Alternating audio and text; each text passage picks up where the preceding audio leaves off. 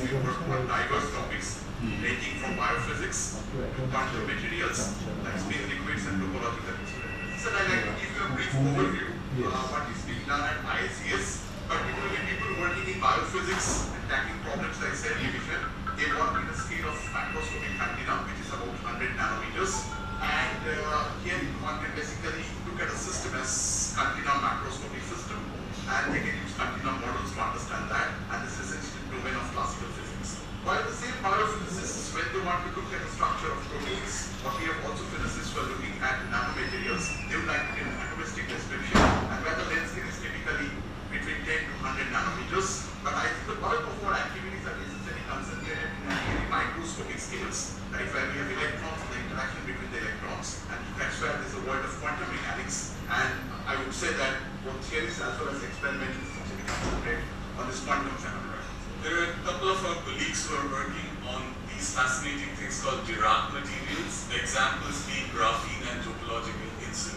So even though these are lattice systems where the microscopic interactions are non-relativistic, but the excitations are actually described by relativistic Dirac equation, and that's what makes them very fascinating.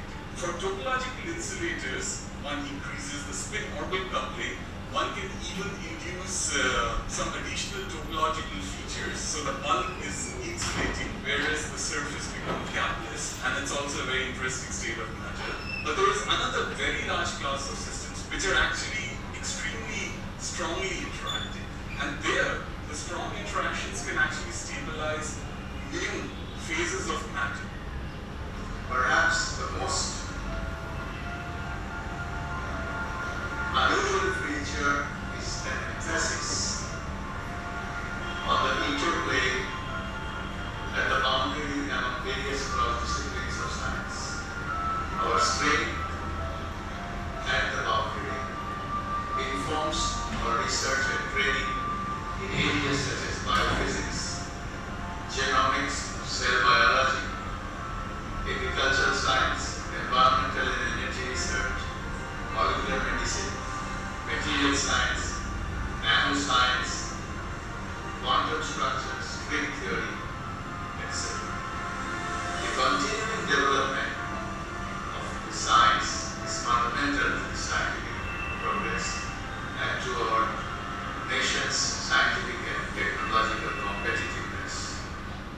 Biological research at IACS is interdisciplinary, fostering strong collaborations between several research groups covering broad areas like disease models, diagnostics, and drug development. 30 years ago, scientists were unable to offer a coherent answer to a question: what happens to cause a cell to become cancerous? They knew that cancer originated from cells that began to proliferate in an uncontrolled manner within the body. They knew that chemicals, radiation, viruses could trigger this change, but exactly how it happened was a hidden mystery. Today, we know that cancer is a disease of molecules and genes, and we even know many of the molecules and genes involved in this disease. Dr. Prosperous said and his group have shown that tissue factor, which is basically blood coagulation factor, which in the cancer cell it induces the signal through pathway. It's not only that, this tissue factor, when passed through the path signaling pathway, secrete microvesicle, which induces the pro-cancerous behavior to the neighboring cells. Another protein, topoisomerase, which is involved in the DNA relaxation during replication. Dr. Benubroto Das and his group have shown that this topoisomerase is overexpressed in cancer cells. When they inhibited this topoisomerase activity, they found the cancer cells have been killed. Dr. Mukhopadhyay has shown that the drug binds to the DNA, and during that binding, lots of knot structure adhere, and that knot structure prevents the DNA replication process, which basically inhibits the cancer progression. Now we move from cancer to Alzheimer's disease. Alzheimer's disease is a neurodegenerative disorder which causes senile dementia and has been associated with amyloid beta peptides. Deep binding to these A beta peptides are the possible causes of this disease. The research on diseases is complemented by research on drug development. The research group of Dr. Shilajit Sinha has patented a small molecule iboga which is possible substitute for morphine, and this has been successfully tested on mice. The research group of Dr. Rajiv Goswami has synthesized a series of potential anti-cancer drugs like cytospolite, mycolol, which are showing promising activity against breast cancer targets. Altogether, these studies in IACS can provide the information to other researchers for developing new therapeutic strategies. Advancement of civilization is linked with invention and development of variety of functional materials. Modern society needs many advanced materials for industrial application, healthcare products, and environment safety. Development of different nanomaterials keep hopes for a possible solution to these demands. Researchers around the world are using nanomaterials for efficient light harvesting, smart drug delivery carriers, photocatalysis, advanced bioimaging tools, water purification, healthcare applications. Many international industries are investing for advanced products based on these nanomaterials. In IACS, we focus on various applications of nanomaterials. One of them is to develop nanomaterials for efficient solar energy conversion and photocatalysis. In another areas, we are making functional nanoparticles or nanobioconjugates as advanced optical probe for imaging-based detection and monitoring of biochemical activities. In another areas, we are developing nanoparticle-based composite materials for separation of toxic pollutants from water and sunlight-based degradation of pollutants. We also make polymer-based nanoparticles that can be used as smart drug delivery carriers.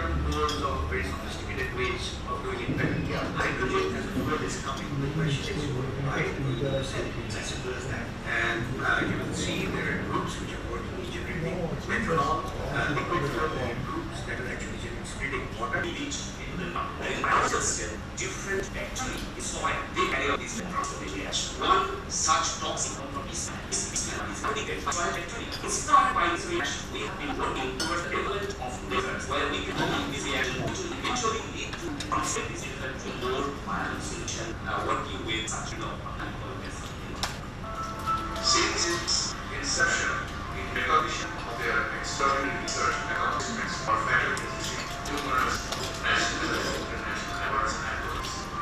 IACS is proud to award the first and the only Nobel Prize in Physical Sciences. Distinguished scholars the world over are associated with us starting from the days of its inception. We are equally proud of our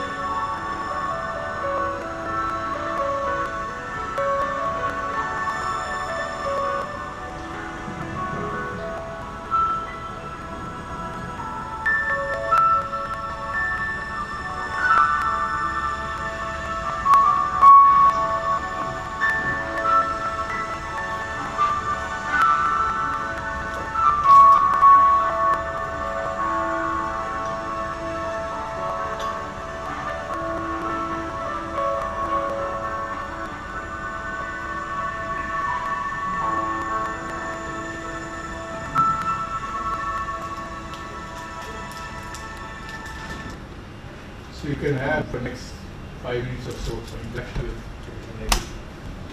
Excuse me, sir, yeah, so I had a talk that came. So in 2011 I came back and started independent career. And actually we are facing some problems for poly analysis. Actually what is poly mix? Point is zero confidence up, down. Because at that time we are using the non-analysis or even alkylasis. Auxiliary, if you have the auxiliary, you can alkylate using the chiral reactions. You can want what you can need. But I have seen your methods.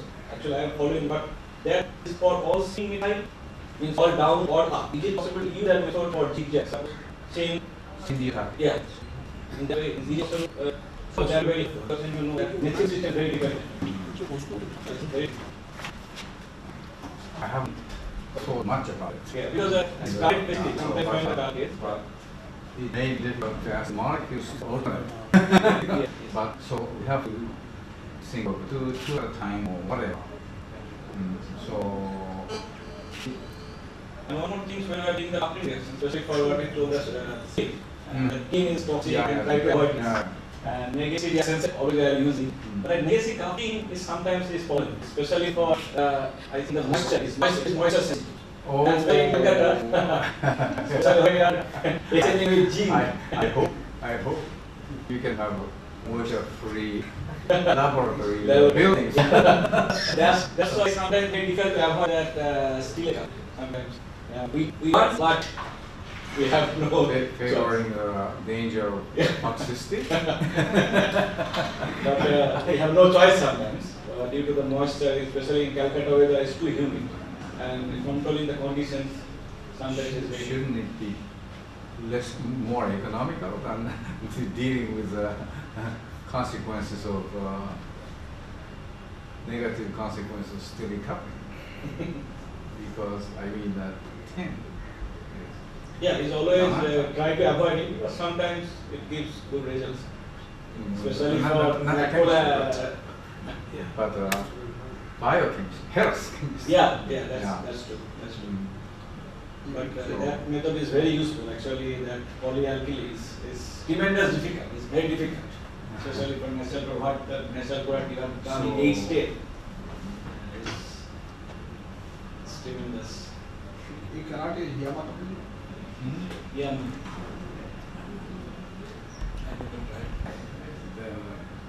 Then I try to come up with something comparable, chemically comparable or better without using tin.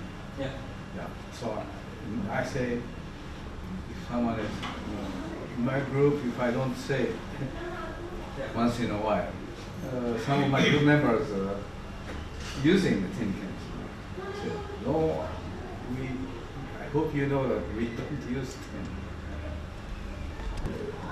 in any form. Yeah, any form. So that is my right now my firm position. Actually, still coupling swept the whole world, if not the whole America, if not the world. And I was saying, oh, this has to be reversed or stopped. And then now it's pretty much stopped.